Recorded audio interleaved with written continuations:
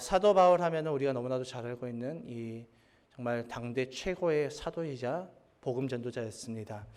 그런데 이 바울에게도 아픈 손가락이 있었습니다. 바울의 아픈 손가락을 꼽으라고 한다면 아마도 많은 분들이 고린도 교회와 갈라디아 교회를 생각할 것입니다. 특히 이 갈라디아 교회를 향한 바울의 심정은 너무나도 고통스러웠음을 그의 서신을 통해서 알 수가 있습니다. 모든 바울의 서신에 보면은 늘 평안과 축복을 하고 서신을 기록하는데 이 갈라디아서만큼은 바울이 바로 본론으로 들어가는 그 모습을 통해서 바울이 이 갈라디아 교회를 향한 그 아픔과 고민이 많았음을 우리는 알 수가 있습니다. 이렇게 아픔도 많았고 고민도 많았던 이 갈라디아 교인들을 향한 이 바울의 눈물 어린 그 서신인 이 갈라디아서의 마지막 메시지는 어떻게 끝날까요?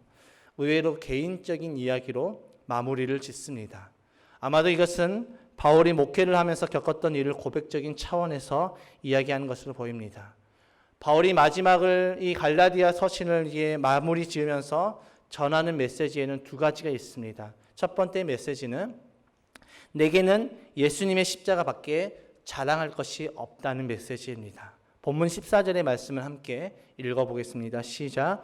그런데 내게는 우리 주 예수 그리스도의 십자가밖에는 자랑할 것이 아무것도 없습니다.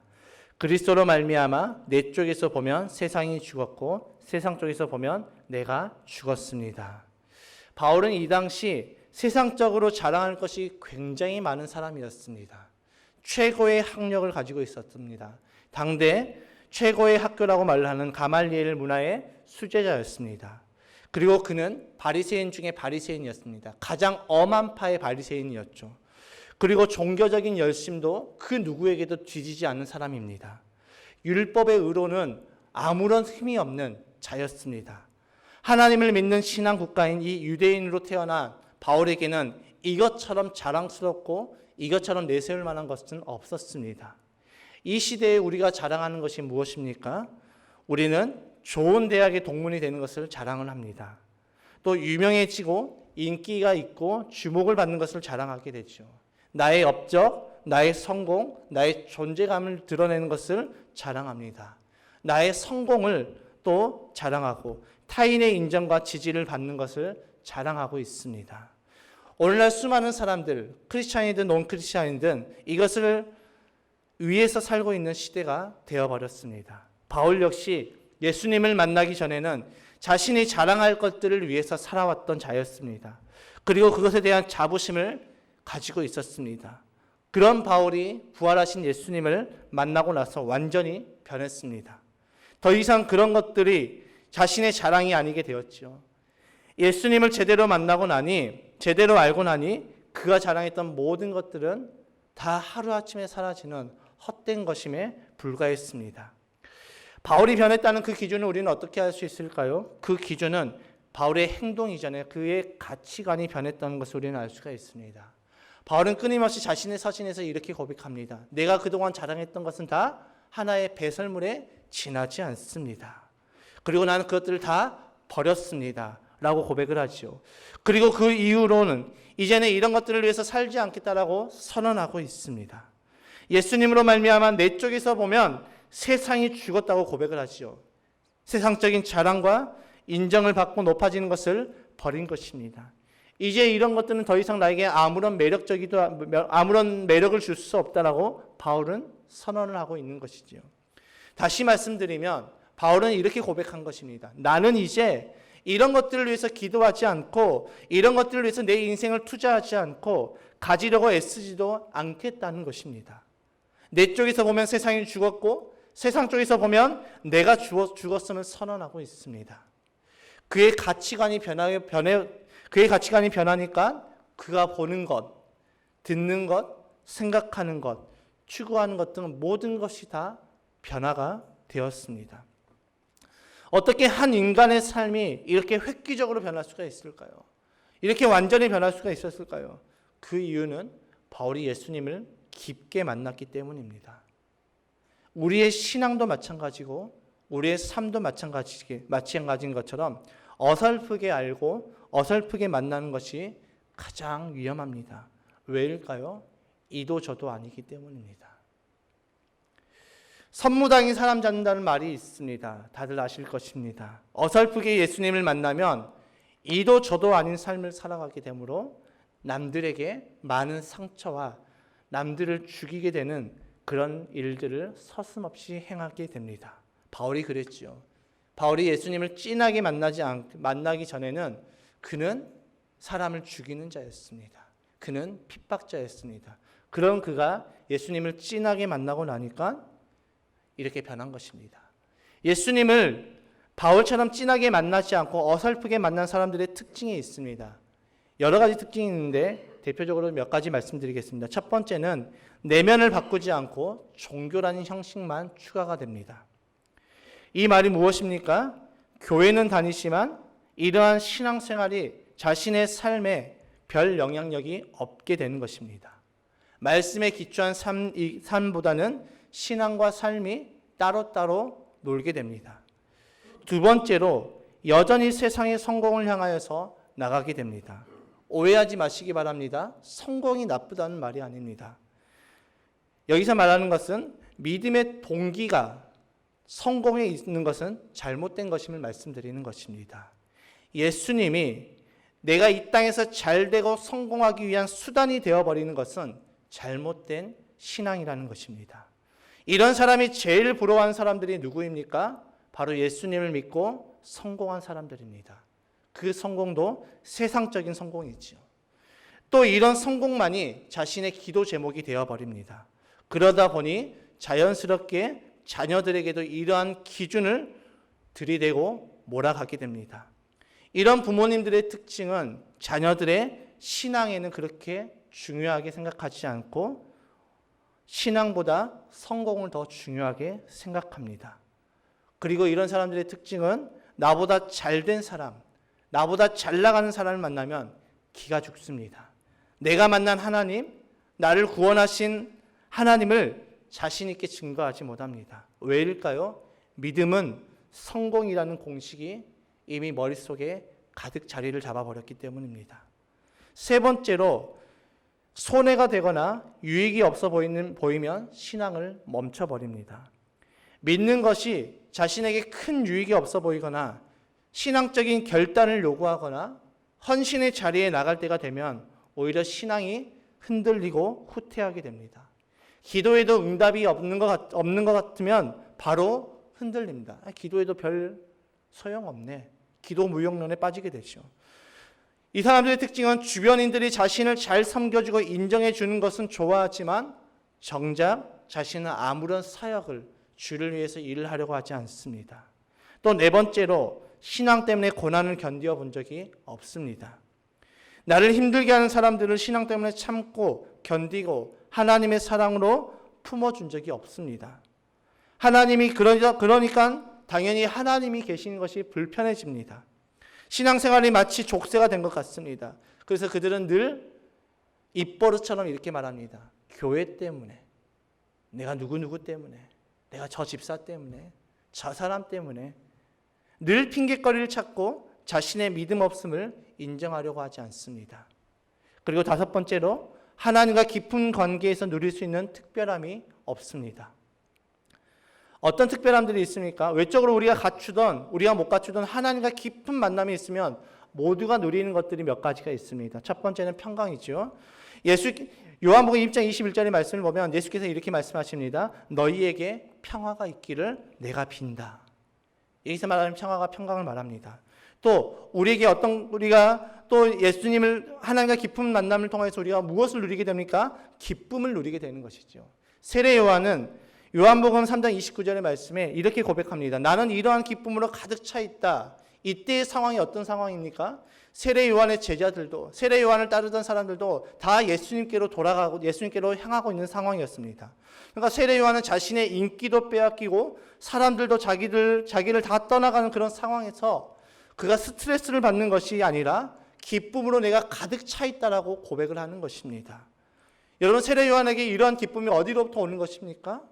누군가가 내가 인기가 있고 내가 많은 사람들에게 정말 인정을 받고 추앙을 받고 있는데 어느 날 갑자기 한 사람이 딱 튀어나오니까 나를 따르던 모든 사람들이 나를 버리고 그 사람에게 떠나갔다.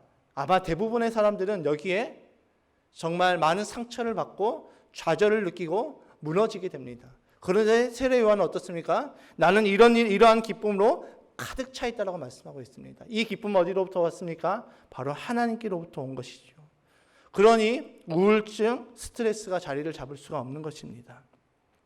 그리고 하나님과 깊은 관계에 있으면 우리가 누리는 것이 있습니다. 그것이 무엇입니까? 자유함이지요. 고린도후서 3장 17절의 말씀에 이렇게 기록되어 있습니다. 주님은 영이십니다. 주님의 영이 계신 곳에는 자유가 있습니다. 우리가 예수님을 영접하고 이제 그 영접함으로 말미암아 우리 안에 주의 영이 계시기 때문에 우리는 이제 진정한 주 안에서 자유함을 누리게 됩니다. 그런데 예수님을 어설프게 만난 사람들은 이런 것들을 누리지를 못하게 되는 것이죠. 그리고 마지막으로 예수님을 깊게 만난 사람들은 삶의 목적이 분명해집니다. 사도행전 20장 24절의 말씀을 함께 읽어보겠습니다.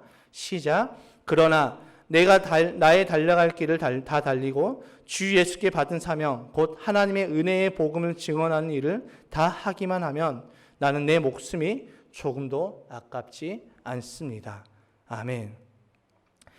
하나님을 깊게 만났기 때문에 그의 삶의 목적이 분명해졌기 때문에 다른 것이 아깝지 않게 되는 것입니다. 그러나 그렇지 못하면 어떻습니까? 하나님을 깊게 만남으로 누려야 할 그 평강과 기쁨과 자유함이 없고 삶의 목적도 분명하지 않게 되어서 아둥바둥하게 살게 되는 것이죠. 또 예수님을 깊게 만나지 못한 사람들에게는 어떤 것이 없습니까? 성령의 열매가 없습니다. 갈라디아서 5장 22절에서 23절까지의 말씀을 읽어보겠습니다. 시작. 그러나 성령의 열매는 사랑과 기쁨과 화평과 인내와 친절과 선함과 신실함과 온유와 절제입니다. 이런 것들을 막을 법이 없습니다. 아멘. 여기서 나오는 신앙의 9가지 열매는 다 똑같은 공통점이 있습니다. 이 9가지 열매는 다 관계적인 측면이 있다는 것입니다.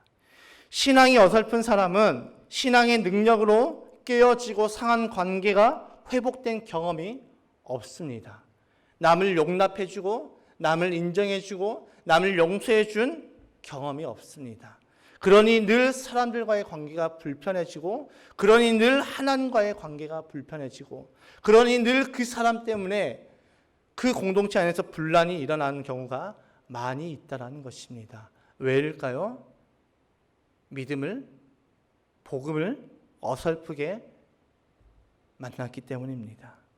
또 7번째로 신앙이 삶의 기준이 아닌 하나의 액세서리에 불과하게 됩니다. 어떻습니까? 내 형편에 따라 신앙생활은 늘 왔다 갔다 합니다. 내 편리 위주의 삶을 살게 됩니다. 내 자신의 소신대로 살다가 내가 원하는 대로 안 되면 그때 돼서야 하나님을 찾습니다.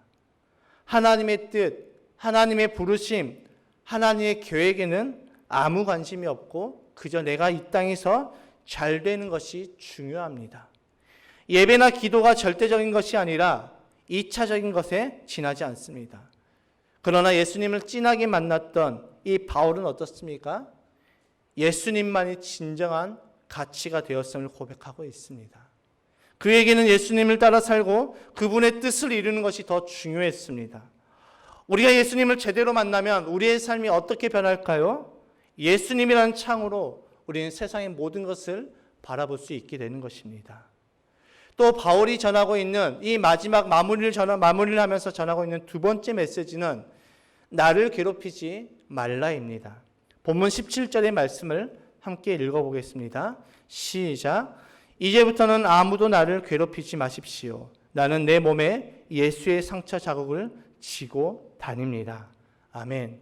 여러분, 이 말씀을 통해서 갈라디아 교인 중에서 바울을 괴롭히는 사람들이 있었는데 바울은 이들 때문에 너무 힘들어했음을 알 수가 있습니다. 그래서 바울은 제발 나를 괴롭히지 마십시오라고 이야기를 하면서 이 서신을 마무리 짓고 있습니다. 여러분, 적은 항상 내부에 있다는 말이 있습니다. 바울은 비신자들이 자신을 괴롭히는 것은 기쁘게 감당했습니다. 그런 바울이 자신이 세운 교회에 그 교인들이 괴롭힌 것은 너무도 괴롭다라고 고백하고 있습니다. 왜 그럴까요? 아마도 많은 배신감이 들어서이겠지요. 자신이 전도해서 예수를 믿고 그들을 리더로 세워놨더니 그 사람들이 힘들게 하는 것을 보면서 강한 배신감에 시달렸던 것입니다. 교회의 리더를 괴롭히는 자가 이제 바울을 많이 힘들게 했다는 것입니다. 갈라디아 교회 성도들은 바울을 어떻게 괴롭혔습니까? 본문의 말씀을 보니까 바울을 괴롭혔던 것은 크게 세 가지로 나눠볼 수가 있습니다. 첫 번째는 율법주의자들입니다. 그들은 이렇게 외칩니다. 야, 예수님만으로 구원받지 못해. 예수님 믿는 것으로만 구원받지 못해. 할례도 받아야 돼. 이 사람들을 이 복음을 변질시키고 와해시키는 말들을 그가 들을 때 그는 너무도 괴로워했습니다.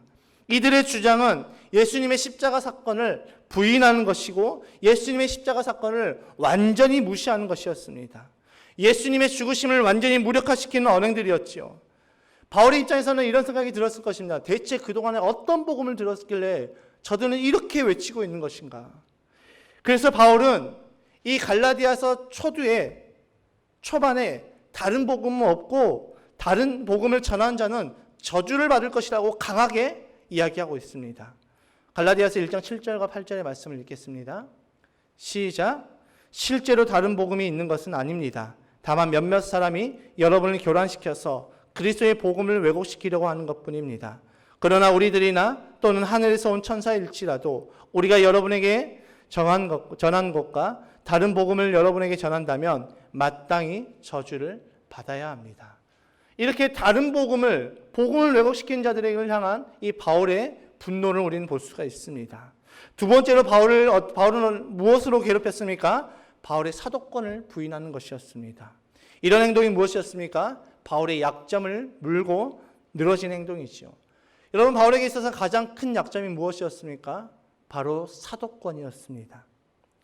왜냐하면 그 당시 사도로 인정받을 수 있었던 사람은 예수님을 직접 따라다니면서 예수님께 배운 사람이거나 아니면 사도들이 정말 이 사람은 사도로서 인정할 만한 그런 사람일 경우 사도로 인정을 받았습니다. 그러니까 이런 관점에서 보면 사도 바울은 사도로 부르기에는 많은 부족함이 있었습니다. 그런데 사실 어떻습니까? 이 바울도 예수님을 직접 만났습니다. 언제 만났습니까? 그가 교회를 핍박하기 위해서 다마스커스로 가는 도중 그 도중에 예수님을 만나게 됩니다. 그럼에도 불구하고 사람들은 그것들을 인정하지 않습니다. 야, 너가 사도야? 너가 목사야? 너 라이센스가 없잖아. 넌 사도가 아니잖아. 라고 이야기를 하는 것입니다. 여러분, 바울이 사도로서의 인정을 받지 못하면 어떻게 됩니까? 그가 전하는 메시지도 그 권위를 잃어버리게 되는 것입니다. 그가 전하는 복음의 그 능력을, 그 권위를 잃어버리게 되는 것이죠. 저 사람은 목사가 아니야. 저 사람은 사도가 아니야. 저 사람은 저런 말을 전할 자격이 없어. 라고 이야기를 해대면 어느 누가 은혜를 받겠습니까? 성도들이 과연 은혜를 받을까요? 초신자, 새신자들이 바울이 전하는 그 복음을 통하여서 예수님을 영접하고 예수님을 믿게 될까요? 아니지요. 여러분, 교회를 무너뜨리는 가장 좋은 방법이 무엇입니까? 목회자를 향한 비방을 시작하면 되는 것입니다. 우리 목사님은 안 돼. 우리 목사님이 틀렸어. 우리 목사님은 나빠. 우리 목사님은 목사가 아니야. 이런 이야기를 할 때 교회의 공동체는 쉽게 무너져 나갑니다. 갈라디아 교회에 이런 일들이 일어났던 것이지요. 갈라디아 성도들 중 일부가 이렇게 떠드는 것이 바울에게는 괴로움 중에 하나였습니다. 왜일까요? 그의 자존심 때문입니까? 내가 사도인데 저들이 왜, 내가 이렇게 교회도 세웠고 많은 사람들도 세웠는데 저들은 왜 저래? 이런 자존심 때문입니까? 아니지요. 바울이 괴로웠던 것은 딱 하나였습니다. 믿음이 약한 어린 신자들이 이런 말을 듣고 믿음에서 떨어져 나갈까 봐 그것이 걱정되었고 그것이 괴로웠던 것입니다. 세 번째로 바울을 괴롭혔던 것이 무엇입니까? 갈라디아 교인들의 그 믿음이 무너지는 것이었습니다. 바울에게 있어서 이것이 가장 힘들고 가장 괴로웠던 것이지요. 몇몇의 성도들 때문에 남은 성도들이 믿음에서 떨어져 나가거나 여러 가지 이유로 시험에 들어서 쓰러지는 것을 보는 것이 바울에게 있어서 너무 힘들었고 너무 괴로웠던 것입니다. 바울이 말하는 더 이상 나를 괴롭히지 마십시오.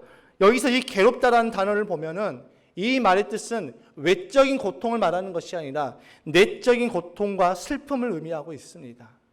율법주의자들의 말에 흔들리고 자신을 공격하는 저 사람은 목사가 아니야 라고 사도권에 대해서 공격하는 그 사람들의 말을 듣고 흔들리고 쓰러져 나가는 그 갈라디아 교인들을 보는 바울의 마음, 바울의 심정은 너무나도 고통스러웠다는 것입니다.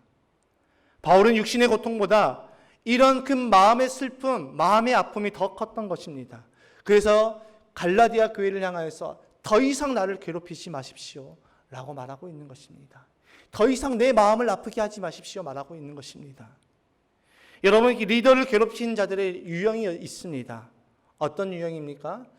이 당시 일어났던 이 갈라디아 교회의 문제는 비단 갈라디아 교회에서만 일어나는 일이 아니었습니다. 오늘날도 수많은 교회에서 이런 일들이 나타나고 있지요. 바울이 겪었던 이 리더를 괴롭히는 자들의 그 유형은 세 가지의 유형이 있습니다. 어떤 유형입니까? 첫 번째로 리더에 대해서 꼬투리를 잡는 것입니다. 바울의 사도권을 약점으로 잡은 것 같이 리더의 약점을 잡고 물고 늘어지기 시작하면 여기에 안 걸리는 사람이 얼마나 있을까요? 한 사람도 없습니다. 마음 먹고 그 사람의 약점, 그 사람의 잘못된 것을 찾기에 돌입하면 안 걸리는 사람이 한 사람도 없습니다. 우리 이런 말 하지 않습니까? 털어서 먼지 안 나는 사람 없다.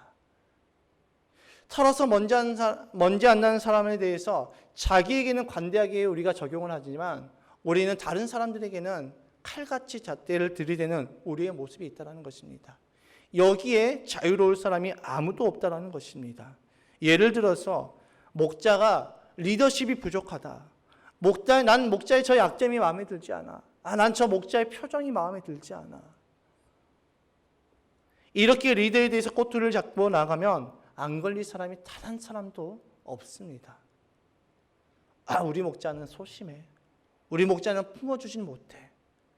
이렇게 안 좋은 것들을 잡고 넘어지기 시작하면 안 걸릴 사람이 없다는 것입니다. 두 번째로 리더를 괴롭히는 자들의 유형은 메시지를 거부하는 것입니다. 목자, 목녀가 진정으로 전하는 권면이나 조언을 거부할 때 리더들은 큰 상처를 받게 됩니다. 예를 들면 이런 것이죠. 그건 목사님 생각이고요. 제 생각은 다르네요. 그건 성경 말씀이고요. 제 생각은 아니네요. 목자님이니까 그렇게 말을 할 수 있는 거죠. 제 상황을 알지 못하잖아요. 이런 대답들이 들어오면 목자, 목녀는 힘이 빠집니다. 물론 대답이라도 하면 그것도 참 감사하죠. 아예 연락도 안 받고 전화도 안 받고 문자를 보내도 아무런 답이 없으면 더 힘이 빠지는 것이 리더들의 상황입니다. 또 세 번째는 무엇입니까? 리더를 괴롭히는 자들의 그 유형 세 번째는 믿음에서 뒤떨어지는 것입니다. 어쩌면 이것이 리더에게 있어서 가장 큰 괴로움일 수 있습니다. 목원들, 성도님들이 믿음의 길에서 이탈하여서 흔들릴 때 목회자를 비롯한 모든 리더들은 가장 괴로워합니다. 목장에 가고 싶지 않아요. 난 누구 때문에 저 목장은 안 가고 싶어요. 누구 때문에 교회 가기 싫어요. 저는 사역이 부담돼서 안 하고 싶어요. 기도하고 싶지 않아요. 예배 드리고 싶지 않아요. 바쁜 일이 있어서 목장에 못 가요. 물론 우리가 나오시는 분들을 보면서 힘을 얻고 사역을 해야 하지만 나오지 않고 믿음에서 뒤떨어져 나가는 그 목원들을 볼 때마다, 성도님들을 볼 때마다 목회자를 비롯한 목자, 목녀는 굉장히 괴롭고 힘이 빠진다는 것입니다. 이런 자들이 리더를 괴롭히는 자들의 유형입니다. 반대로 리더를 돕는 자들의 유형도 있습니다. 세 가지의 유형으로 나뉘어지는데 첫 번째는 믿음 안에서 자라가는 모습입니다. 이런 모습은 리더를 향한 최고의 격려이지요. 목원들이 믿음으로 자라나서 기도의 지경이 넓어지고 누군가를 섬기기 시작하고 VIP 명단을 내고 집을 개방하고 함께 사역을 나누어 감당하고 어려운 일이 있지만 그것을 기도와 믿음으로 이겨내려고 할 때 그 모습을 바라볼 때 리더들은 엄청난 기쁨을 느끼게 되는 것이죠. 이것이 대단한 것이 아닙니다. 그럼에도 불구하고 리더들은 이런 변화된 모습이 너무나도 기쁘다는 것입니다. 상공부를 참석하지 않았던 목원들이 어느 날 갑자기 상공부에 참석을 한다. 할렐루야지요. 야, 그동안에 힘들었던 모든 그 괴로움들은 다 한순간에 사라지고 기쁨이 넘치게 되는 것입니다. 저는 가정교회로 전환을 하고서 상공부를 통해서 변화가 되고 있는 저희 목자 목녀님들 보고 또 저희 목원들 성도님들 바라볼 때마다 너무나도 기쁘고 너무나도 힘이 납니다. 그래서 굉장히 피곤하고 힘들어도 힘을 내서 더 준비하게 됩니다. 왜일까요? 그것이 저의 기쁨이기 때문입니다. 목사의 기쁨은 성도가 늘어나서 교회가 커지는 것이 기쁨이 있는 것이 아니라 성도 한 사람 한 사람들이 믿음으로 세워지고 믿음으로 변화가 되는 것이 가장 큰 기쁨이 되고 가장 큰 힘이 되는 것입니다. 그래서 저는 예수영전 모임에 삼공부에 성도님들이 참석할 때마다 저에게는 엄청난 힘이 되고 기쁨이 되고 저에게 엄청난 격려가 된다는 것입니다. 두 번째로 리더를 돕는 자의 유형은 리더를 인정하고 그의 수고에 감사를 표시할 때입니다. 어떤 리더든 완벽한 리더는 없습니다. 내가 생각하는 그 완벽함을 추구하는 리더는 이 세상에 단 한 사람도 없습니다. 예수님 말고는 없습니다. 그렇지만 그럼에도 불구하고 리더의 약함을 인정해주고 그를 존중해줄 때 힘이 나는 것이죠. 때로는 편지로, 때로는 카톡으로, 때로는 말로 어떤 방법으로든 감사를 표할 때 리더는 힘이 나게 되는 것입니다. 바울을 사도로 인정하지 않기 위해서 유대인들이 얼마나 많이 공격했습니까? 그리고 그 공격들이 바울을 얼마나 괴롭게 했습니까? 그러나 반면 우리가 리더를 인정해주고 그 리더를 불러주고 무슨 일이 있으면 같이 의논하고 무슨 일을 결정하기 전에 물어봐 주는 것, 그것이 너무나도 힘이 되고 고맙다는 것입니다. 세 번째로 리더를 도와주는 유형, 세 번째는 무엇입니까? 리더들을 위해서 기도해 주는 것입니다. 바울 사도는 여러 번 자신을 위해서 기도해 달라고 부탁하고 있습니다. 에베소서 6장 19절에 또 나를 위하여 기도하기를, 골로새서 4장 3절에 우리가 그리스도의 비밀을 말할 수 있도록 우리를 위해서 기도하여 주십시오. 또 데살로니가전서 5장 25절에 형제 자매 여러분 우리를 위하여 기도해 주십시오. 바울은 끊임없이 그의 성도들을 향하여서 우리를 위하여서 기도해 주십시오. 나를 위해서 기도하라고 말하는 것이 아니라 우리를 위하여 기도해 주십시오. 리더들을 위해서 기도해 달라고 요청하고 있습니다. 우리가 리더들을 위해서 기도하는 것, 그것이 그 리더를 돕는 자의 유형입니다. 그렇다면 리더를 위해서 기도하는 것이 왜 이렇게 중요할까요? 왜 중요할까요? 5가지 이유가 있는데 첫 번째는 리더는 모든 사탄의 공격을 집중해서 막기 때문입니다. 두 번째로 리더는 더 많은 책임과 사명이 있기 때문입니다. 세 번째로 리더는 타인의 삶에 지대한 영향을 미치기 때문입니다. 네 번째로 리더가 무너지면 그 공동체는 더 쉽게 무너지기 때문입니다. 마지막으로 기도가 리더를 세우기 때문입니다. 네바다 교회 성장 연구소의 중보 기도자인 낸시 파프는 130명의 목회자들을 위해서 매일 하루에 15분씩 중보 기도하고 이들에게 어떤 변화가 일어났는지 조사를 하기 시작했습니다. 조사를 해보니까 89%의 목사님들이 은사와 영성 개발, 그리고 태도, 성령의 열매, 개인적인 기도 생활, 지도력 등이 향상되었다고 고백하고 있습니다.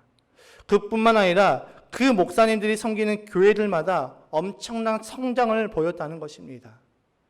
이렇듯 위대한 목회자 뒤에는 항상 위대한 중보 기도자가 있었음을 보여주는 통계이지요. 이것을 목자 목녀에게 적용해도 똑같습니다. 위대한 목자 목녀들에게 그 뒤에는 항상 위대한 중보 기도자들, 즉 목원들이 있다라는 것입니다. 말씀을 정리합니다. 우리가 예수님을 알되 깊이 알고 우리는 경험을 해야 됩니다. 어설픈 신앙은 남을 살리는 것이 아니라 도리어 남을 죽이게 됩니다. 바리새인들이 그랬지요. 그러나 그 바리새인 중에 바리새인이었던 바울은 예수님을 만나기 시작하고 진하게 만나고 진하게 사랑하자 그는 생명을 살리는 자로 변하였습니다. 우리 크리스찬들은 생명을 죽이는 자가 아닌 살리는 자들입니다. 우리가 그렇게 되기 위해서는 사도 바울과 같이 예수님을 진하게 만나야 됩니다. 예수님을 진하게 만나기 위해서는 제자리에서 아무것도 하지 않은 채 가만히 있는 것이 아닙니다. 우리는 순종과 섬김으로 신앙의 더 깊은 곳으로 나아가야 되는 것입니다. 예수님을 닮아가는 것은 예수님의 특징을 따라하는 것인데 그 예수님의 특징이 무엇이냐? 두 가지였다는 것입니다. 순종과 섬김이었습니다. 우리가 그렇게 해나갈 때 우리는 예수님을 닮아가고 우리는 생명을 살리는 하나님의 사람으로 세워지는 것입니다.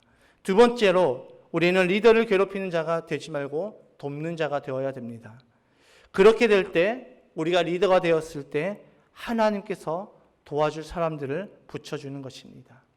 왜냐하면 주님은 우리의 행위대로 갚으시는 분이시기 때문입니다. 디모데후서 4장 14절의 말씀 함께 읽겠습니다. 시작.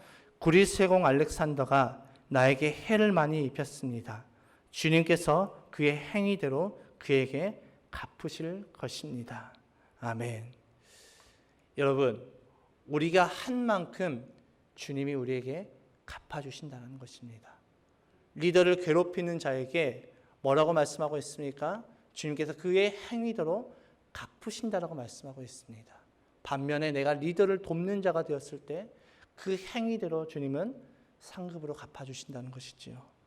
그렇게 될 때 우리는 주 안에서 누릴 수 있는 특별함을 누리게 되고 우리는 진짜 행복한 자임을 고백하게 되는 것입니다. 오늘 이 말씀을 통하여서 나의 모습은 어떤 자인지, 나는 리더를 괴롭히는 자인지, 리더를 돕는 자인지 우리의 신앙을 점검해보고 리더를 돕는 자라면 더욱더 돕기에 힘쓰는 자가 되고 혹시라도 내가 리더를 괴롭히고 리더를 힘들게 하는 자였더라면 이제는 돌이켜서 리더를 돕는 자로 세워지는 저와 여러분의 삶이 되시기를 주님의 이름으로 축복합니다.